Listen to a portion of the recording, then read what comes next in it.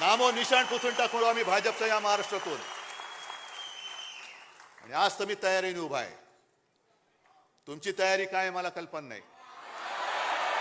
मी तुम्हाला एकच आठवण सांगतोय. माझी तयारी मी तुम्हाला सांगतो. 92-93 साली जेव्हा दंगा भडकला होता देशद्रोह्यांच्या विरुद्ध, तुम्हीच सगळे शिवसैनिक रस्त्यावरती उतरला होतात आणि छातीचा कोट करून मुंबई वाचवली होती. तेव्हा एक व्यक्ती आली होती बाळासाहेबांकडे. बाळासाहेब आता बस झालं, आता पुरे झालं. आता ती कोण व्यक्ती मी सांगत नाही, आज आहे ती हयात. आणि बाळासाहेबांनी सांगितलं की अरे एक पिक्चर मी पाहिला प्रहार नावाचा. कोणाचा? नाना पाटेकर. किती जणांनी पाहिलाय? आहे ना. त्याच्यामध्ये नाना पाटेकर त्या गुंडांसमोर उभा राहतो आणि त्यांना सांगतो कम ऑन किल मी.